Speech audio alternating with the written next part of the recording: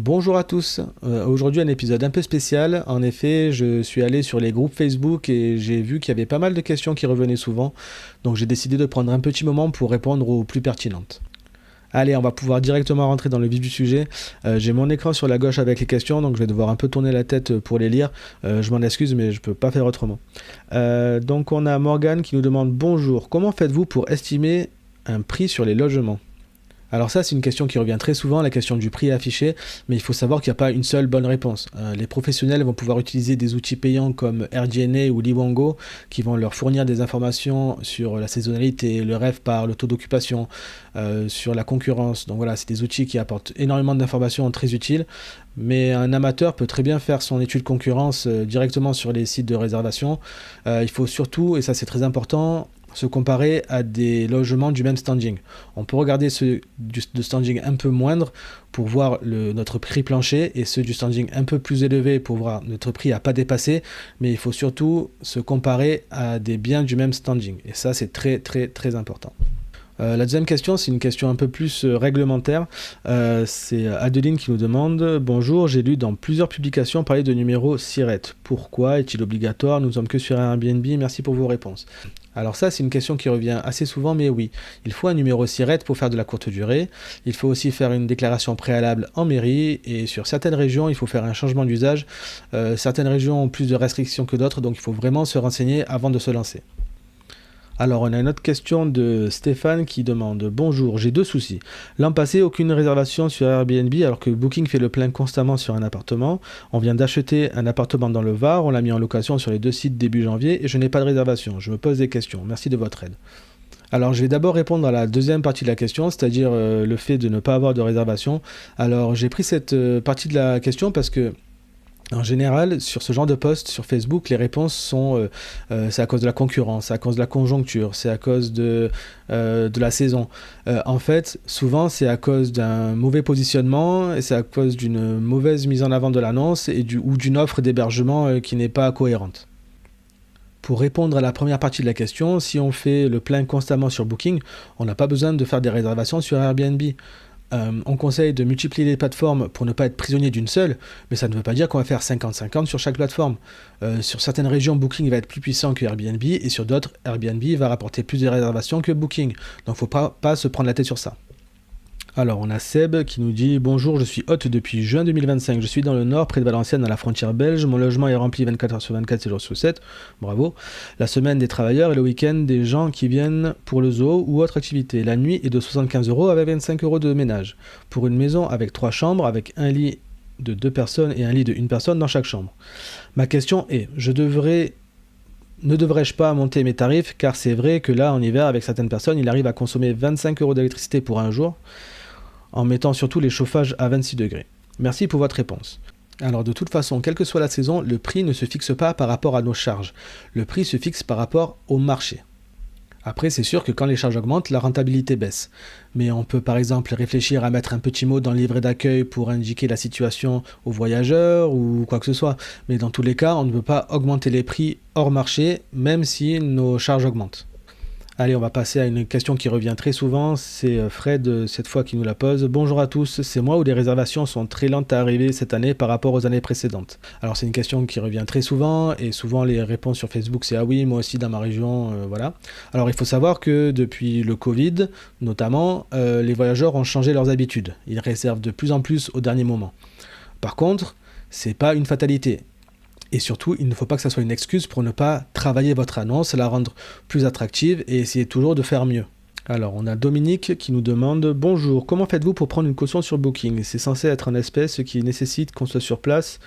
Si on utilise une app de caution, le pourcentage est important. Qui le paye? Est-ce que vous l'incluez dans le prix des chambres? Merci. Alors, sur Booking, il y a plusieurs options. On peut très bien la prendre par empreinte bancaire aussi, ça c'est pas un problème. Et si on passe par une appli qui prend un pourcentage sur les cautions, ça c'est toujours pareil. On ne peut pas augmenter le prix et être hors marché à cause de ce genre de choses. Il faut toujours penser son prix par rapport aux payés voyageurs et par rapport au marché. Donc pour répondre à la question, si on décide de passer par une application qui prend un pourcentage sur les cautions, c'est au propriétaire de prendre en charge. On n'a pas le choix par rapport à ça. Alors on a Sylvie qui nous dit: pouvez-vous me dire pourquoi lorsque je reçois une réservation Booking, le calendrier de Airbnb n'est pas coché? Je suis obligé de le faire moi-même. Alors pour Airbnb et Booking, il y a une solution intégrée qui permet de lier les deux calendriers, mais on peut aussi passer par un channel manager qui va être beaucoup plus puissant, qui va nous permettre de faire beaucoup plus de choses, et au sujet par exemple des règles, des tarifs, des remises. Donc je vous conseille dans tous les cas de passer par un channel manager, vraiment. Alors on a Didier qui nous demande: bonjour à tous, avez-vous autant de résas que l'année dernière? Et Nadine qui répond: c'est beaucoup plus calme que les années précédentes, mais c'est général, on n'a pas investi, les logements font partie de notre résidence, donc cela n'est pas pénalisant financièrement. Alors c'est plus ou moins la même question que tout à l'heure, mais moi je voulais surtout relever la réponse.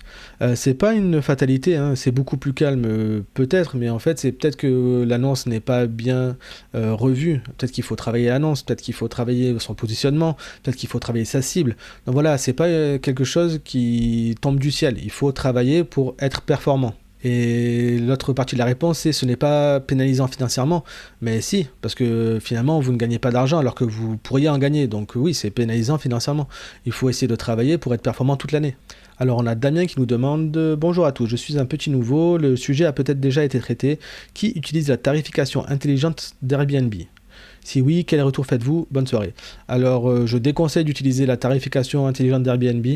On peut utiliser des vrais outils comme Beyond Pricing ou Pricelabs, mais le mieux est toujours de faire soi-même en faisant une vraie étude de marché et en gérant nous-mêmes les prix, parce que l'intelligence artificielle parfois fait vraiment des choses bizarres et va vous faire baisser la rentabilité. Donc voilà, essayez de faire le plus vous-même, et si vous ne pouvez pas, passer par des vrais outils et pas par l'outil Airbnb. Alors, il y a Séverine qui nous demande: bonjour, débutante sur Airbnb, que me conseillez-vous pour les frais? Frais uniques, frais partagés et tarification simplifiée, c'est quoi? Merci vivement pour votre retour. Et Vera Sandra répond: frais partagés bien sûr. Quoi qu'il arrive, adaptez votre tarif et votre marge au client mais pas à la plateforme. Ne prenez surtout pas de CM, donc Channel Manager, sinon vous passerez automatiquement à 15%. Alors il y a plusieurs informations à donner par rapport à cette question. Nous on conseille de passer en tarification simplifiée. Dans tous les cas, Airbnb tend vers cette solution, et je pense qu'un jour ou l'autre on va passer à 100% sur cette solution. Au final, ce qu'il faut retenir, c'est que le plus important, c'est le payer voyageur. Et quand je vois la réponse « adapter votre tarif et votre marge au client mais pas à la plateforme », en fait c'est tout faux. Il faut adapter ses tarifs et éventuellement sa marge par rapport au marché, pas par rapport au client. Ça, c'est le plus important et c'est ce qu'il faut se mettre en tête. Du coup, la deuxième partie de la réponse, c'est: ne prenez surtout pas un channel manager, sinon vous passerez automatiquement à 15%. Alors ça, c'est vrai. Si on utilise un channel manager, on passe directement en tarification simplifiée, mais ce n'est pas une mauvaise chose. Moi, je vous conseille de passer par un channel manager. Nous, on utilise Bet24. C'est un outil très puissant et qui va vous aider énormément dans la commercialisation de votre bien. Alors, on a une très longue question de Maskris, mais je trouvais que c'était assez intéressant. Bonjour, je viens de confier mon bien à une conciergerie. Sur le contrat, il est indiqué que les frais de ménage sont à la charge du client pour un montant de 36 €. Or, il paie avec 1 mois et demi de décalage et les frais de ménage sont finalement facturés 50 € par entrée. Pour un chiffre d'affaires de 580 €, il me reverse 173 €. Il n'y a pourtant aucune prestation supplémentaire. Ils expliquent cela par une modification du taux des frais de ménage par Booking, alors qu'il me semblait que c'est nous qui définissions ce montant. Est-ce que quelqu'un rencontre le même problème? À titre d'exemple, pour 1006 € payés pour 2 clients, ils me verseront 445 € pour les 2 prestations, soit 109 € de frais de ménage en plus. Alors pour répondre à ça, moi je vous conseillerais de challenger votre conciergerie. Ce n'est pas normal qu'ils augmentent leurs frais alors qu'il est stipulé un certain montant dans le contrat. Souvent les propriétaires se sentent prisonniers de leur contrat de conciergerie, mais en fait ils peuvent le casser si la conciergerie ne le respecte pas. Et surtout, il existe d'autres systèmes que la conciergerie. Par exemple, un système hybride où on délègue la commercialisation et où on trouve du personnel de ménage compétent qui va nous rapporter tout ce qui se passe sur le terrain. Ça, c'est un système viable et sûrement beaucoup plus optimisé que le passage par une conciergerie qui fait au final n'importe quoi. Et j'ai aussi noté une réponse sous cette question qui disait: faites le boulot vous-même, vous voulez vous gaver en ne faisant rien, je ne veux pas être désagréable, il est un petit peu quand même, mais cette manière de travailler me semble de plus en plus inacceptable. Je suis un vrai hébergeur, j'accueille mes clients, je leur prépare le petit déjeuner, le dîner sur demande, je réponds à leurs questions et en faisant en sorte qu'ils se sentent accueillis et passent un bon séjour. Vous voulez de la tranquillité, mais vous devez en payer le prix. Si de plus en plus de communes se plaignent de la location saisonnière, ce n'est pas pour rien. Chez moi, pas de boîte à clés, pas de conciergerie. Alors je vois beaucoup ce genre de réponses un peu véhémentes sous les questions Facebook, mais il faut comprendre que chaque situation est différente. Cette personne est plus en mode maison d'hôte, alors que l'autre personne qui posait la question était vraiment un loueur en location courte durée. Et quand il dit qu'il faut payer le prix, oui, je suis d'accord, il faut payer le prix pour avoir une bonne prestation. Mais ça ne veut pas dire de rester prisonnier dans une prestation qui n'est pas à la hauteur de ce que vous espériez. Il y a d'autres solutions, donc le mieux c'est de se renseigner et de trouver celle qui vous correspond le mieux. Allez, encore quelques questions. On a Stéphie qui nous dit: Bonjour à tous, est-ce que certains d'entre vous utilisent Sweekly pour les cautions? J'aimerais avoir vos retours. Comment les voyageurs réagissent-ils? Est-ce que vous constatez des réticences ou des annulations à cause de ça? Comment présentez-vous l'information et à quel moment vous l'annoncez pour que ça se passe bien?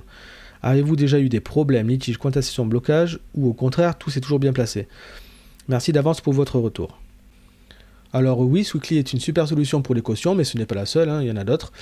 Sweekly prend une commission sur chaque réservation, donc voilà, il faut faire attention, mais c'est très viable. Pour les cautions, il faut surtout bien le stipuler dans l'annonce pour ne pas avoir de friction après la réservation. Ça peut engendrer des mauvaises notes, donc vraiment il faut être clair par rapport à ça. La plupart des voyageurs le comprennent et ne posent pas de problème par rapport à ça. Et si certains ne sont pas d'accord, eh ben, ils iront voir une autre annonce, mais malheureusement c'est trop précieux pour s'en passer. Alors il y a Josiane qui nous dit: je m'interroge, vaut-il mieux inclure les frais de ménage dans le montant de la location ou les facturer en plus? Cela a-t-il une incidence au niveau de la fiscalité? Alors il faut savoir que dans tous les cas, le plus important c'est le payer voyageur. On fait nos prix par rapport au marché. Si après le ménage rentre en compte, il faut le prendre en considération, mais on ne peut pas augmenter le prix et passer hors marché à cause du ménage. Ça, ce n'est pas possible. Au niveau de la fiscalité, en effet, le ménage rentre dans votre chiffre d'affaires brut, donc il va faire augmenter votre chiffre d'affaires annuel. Il faut le prendre en considération, bien entendu.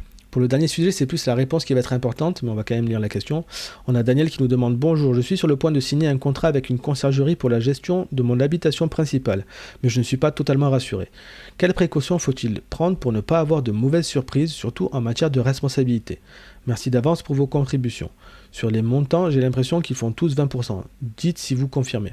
Alors tout d'abord, une conciergerie doit avoir une RC Pro, une assurance qui la couvre justement de toutes ces mauvaises surprises, comme elle dit. Après, en effet, les montants facturés par les conciergeries sont en général entre 20 et 25% du chiffre d'affaires net.